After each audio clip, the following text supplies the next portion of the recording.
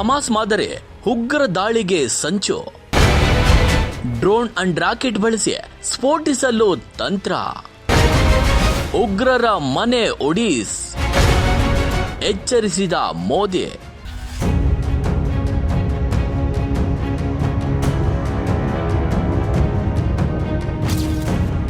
ದೆಹಲಿಯಲ್ಲಿ ಸಂಭವಿಸಿದ ಕಾರ್ ಸ್ಫೋಟಕ್ಕೂ ಮುನ್ನ ರಾಜಧಾನಿಯಲ್ಲಿ ಡ್ರೋನ್ ದಾಳಿ ನಡೆಸಲು ಉಗ್ರರು ಪ್ಲಾನ್ ರೂಪಿಸಿದರು ಎನ್ನುವ ಆಘಾತಕಾರಿ ಸುದ್ದಿ ಇದೀಗ ಹೊರಬೀಳುತ್ತಿದೆ. ನವೆಂಬರ್ 10ರಂದು ಕಾರು ಸ್ಫೋಟಿಸಿದ ಪರಿಣಾಮ 15 ಮಂದಿ ಪ್ರಾಣ ಕಳೆದುಕೊಂಡಿದ್ರು. ಇದು ಇಸ್ರೇಲ್ ಮೇಲೆ ನಡೆದ ದಾಳಿಯ ಸಮಯದಲ್ಲಿ ಹಮಾಸ್ ಮಾಡಿದ್ದ ದಾಳಿಗೆ ಹೋಲುತ್ತದೆ. ಕೆಂಪು ಕೋಟೆಯ ಬಳಿ ಕಾರ್ ಸ್ಫೋಟಗೊಳಿಸುವ ಮುನ್ನ ಉಗ್ರರು ಇಸ್ರೇಲ್ ಮೇಲೆ ಹಮಾಸ್ ದಾಳಿ ನಡೆಸಿದ ಮಾದರಿಯಲ್ಲಿ ಡ್ರೋನ್ಗಳ ಮೂಲಕ ದಾಳಿಗೆ ಸಂಚು ರೂಪಿಸಿದ್ರು ಎಂಬ ಸ್ಫೋಟಕ ಅಂಶ ಇದೀಗ ಬೆಳಕಿಗೆ ಬಂದಿದೆ. ವೈಟ್ ಕಾಲರ್ ಉಗ್ರರ ತಂಡ ಶಸ್ತ್ರಾಸ್ತ್ರ ತುಂಬಿದ ಡ್ರೋನ್ಗಳಾಗಿ ಪರಿವರ್ತಿಸಿ ರಾಕೆಟ್ಗಳನ್ನು ರೂಪಿಸಿ ಅದರ ಪ್ರಯೋಗಗಳನ್ನು ಕೂಡ ನಡೆಸಿದ್ರು ಎಂದು ಎನ್ಐಎ ತನಿಖೆಯಿಂದ ಬೆಳಕಿಗೆ ಬಂದಿದೆ.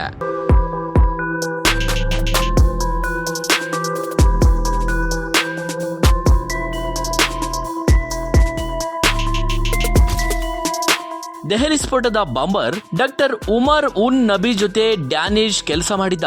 ನವೆಂಬರ್ 10ರ ಭಯೋತ್ಪಾದಕ ದಾಳಿಯ ಮೊದಲು ಡ್ಯಾನಿಶ್ ಡ್ರೋನ್ಗಳನ್ನ ಮಾರ್ಪಡಿಸಿ ರಾಕೆಟ್ಗಳನ್ನ ನಿರ್ಮಿಸಲು ಪ್ರಯತ್ನಿಸಿದ. ಹಮಾಸ್ ಶೈಲಿಯ ಮಾರಕ ಭಯೋತ್ಪಾದಕ ದಾಳಿಗಳನ್ನು ನಡೆಸುವುದು ಯೋಜನೆಯಾಗಿತ್ತು. 2023ರ ಅಕ್ಟೋಬರ್ 7ರಂದು ಇಸ್ರೇಲ್ ಮೇಲೆ ಹಮಾಸ್ ನಡೆಸಿದ ದಾಳಿಯಂತೆಯೇ ಭಯೋತ್ಪಾದಕರು ದಾಳಿ ನಡೆಸಲು ಯತ್ನಿಸಿದ್ರು. ಇಸ್ರೇಲ್ ಮೇಲೆ ದಾಳಿ ಮಾಡಲು ಹಮಾಸ್ ಅತ್ಯಂತ ಶಕ್ತಿಶಾಲಿ ಡ್ರೋನ್ಗಳನ್ನು ಕೂಡ ಬಳಸಿತ್ತು. ಇದೇ ಮಾದರಿಯಲ್ಲಿ ಉಗ್ರರು ದಾಳಿ ನಡೆಸಲು ಭಾರೀ ಸಂಚು ನಡೆಸಿದ್ರು ಎಂದು ತಿಳಿದು ಬಂದಿದೆ. ಬಂಧಿತ 2ನೇ ಶಂಕಿತ ಉಗ್ರ ಉಮರ್ ಅನ್ ನಬಿ ಸೂಸೈಡ್ ಬಾಂಬರ್ ಆಗಿ ಕೆಲಸ ಮಾಡಿದ್ದ ಅನುಭವ ಹೊಂದಿದ್ದ. ಇವನು ಬಾಂಬರ್ ಸಿದ್ಧಪಡಿಸುವ ಡ್ರೋನ್ಗಳಿಗೆ ಬಾಂಬ್ಗಳನ್ನ ಅಳವಡಿಸಿದ್ದ.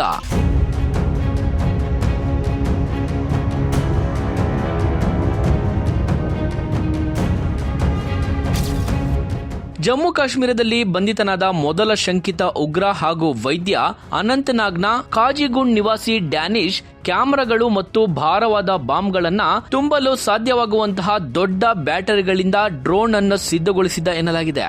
ಸಣ್ಣ ಶಸ್ತ್ರಸಜ್ಜಿತ ಡ್ರೋನ್ಗಳನ್ನ ನಿರ್ಮಿಸುವಲ್ಲಿ ಡ್ಯಾನಿಶ್ ಪಳಗಿದ ಪಾತಕಿಯಾಗಿದ್ದ. ಡ್ರೋನ್ ಅನ್ನು ಮಾರ್ಪಡಿಸುವ ಮೂಲಕ ಅದನ್ನು ಹೆಚ್ಚು ಶಕ್ತಿಶಾಲಿ ಮತ್ತು ಮಾರಕವಾಗಿಸಲು ಆತ ಮುಂದಾಗಿದ್ದ. ಇವರ ಬಹುದೊಡ್ಡ ಯೋಜನೆ ಏನಿತ್ತು ಅಂದ್ರೆ ಇಸ್ರೇಲ್ ಮೇಲೆ ಹಮಾಸ್ ಉಗ್ರರು ಏಕಾಏಕಿ ರಾಕೆಟ್ಗಳ ಸರಣಿ ದಾಳಿ ನಡೆಸಿ ಇಡೀ ವಿಶ್ವದ ಜನರನ್ನ ಬೆಚ್ಚಿ ಬೀಳಿಸಿದ್ರಲ್ಲ.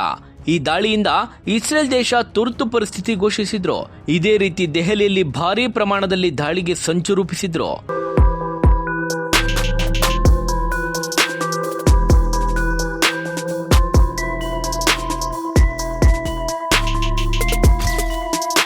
ವೈಟ್ ಕಾಲರ್ ಭಯೋತ್ಪಾದಕರು ಅತ್ಯಂತ ಮಾರಕ ಬಾಂಬ್ಗಳನ್ನು ಹೊಂದಿರುವ ಡ್ರೋನ್ ಅನ್ನು ಹೆಚ್ಚು ಜನಸಂದಣಿ ಪ್ರದೇಶದಲ್ಲಿ ಸ್ಫೋಟಿಸಲು ಯೋಜನೆ ರೂಪಿಸಿದ್ರು. ಹಮಾಸ್ ಕೂಡ ದಾಳಿ ನಡೆಸಲು ಇದೇ ರೀತಿಯ ತಂತ್ರಗಳನ್ನ ಉಪಯೋಗಿಸುತ್ತಿದ್ರು. ಸಿರಿಯಾದಲ್ಲಿಯೂ ಇದೇ ರೀತಿಯ ದಾಳಿಗಳು ನಡೆದಿವೆ. ಇಂತಹ ಮಾರಕ ದಾಳಿ ನಡೆಸಲು ಡ್ಯಾನಿಶ್ ಡಾಕ್ಟರ್ ಉಮರ್ಗೆ ದೇಶದಲ್ಲಿ ಮಾರಕ ಭಯೋತ್ಪಾದಕ ದಾಳಿಗಳನ್ನು ನಡೆಸಲು ತಾಂತ್ರಿಕ ನೆರವು ನೀಡಿದ. ಡ್ರೋನ್ ಮತ್ತು ರಾಕೆಟ್ ಬಳಸಿ ಹೇಗೆ ದಾಳಿ ನಡೆಸಬೇಕು ಎಂಬುದರ ಬಗ್ಗೆ ತಂತ್ರ ರೂಪಿಸಿಕೊಟ್ಟಿದ್ದ. ಡ್ಯಾನಿಶ್ ದೆಹಲಿ ಬಾಂಬ್ ದಾಳಿಯಲ್ಲಿ ಸಕ್ರಿಯ ಸಾಹಸಂಚುಕೋರ. ಆತ ಭಯೋತ್ಪಾದಕ ಉಮರ್ ಉನ್ ನಬಿ ಜೊತೆ ನಿಕಟವಾಗಿ ಕೆಲಸ ಮಾಡಿದ್ದ. ನವೆಂಬರ್ 10ರಂದು ದೆಹಲಿಯಲ್ಲಿ ನಡೆದ ಸ್ಫೋಟದಲ್ಲಿ 15 ಮಂದಿ ಪ್ರಾಣ ಕಳೆದುಕೊಂಡ್ರು. ಭದ್ರತಾ ಪಡೆಗಳು ದಕ್ಷಿಣ ಕಾಶ್ಮೀರದ ಪುಲ್ವಾಮಾದಲ್ಲಿದ್ದ ಉಗ್ರ ಉಮರ್ನ ಮನೆಯನ್ನ ನೆಲಸಮಗೊಳಿಸಿವೆ. ಈ ಮೂಲಕ ಭಾರತದ ನೆಲದಲ್ಲಿ ಭಯೋತ್ಪಾದಕ ಚಟುವಟಿಕೆಗಳನ್ನ ಬೆಂಬಲಿಸುವವರಿಗೆ ಇಲ್ಲಿ ಜಾಗವಿಲ್ಲ ಎಂಬ ಸ್ಪಷ್ಟ ಸಂದೇಶವನ್ನ ರವಾನಿಸಿದಂತಿದೆ.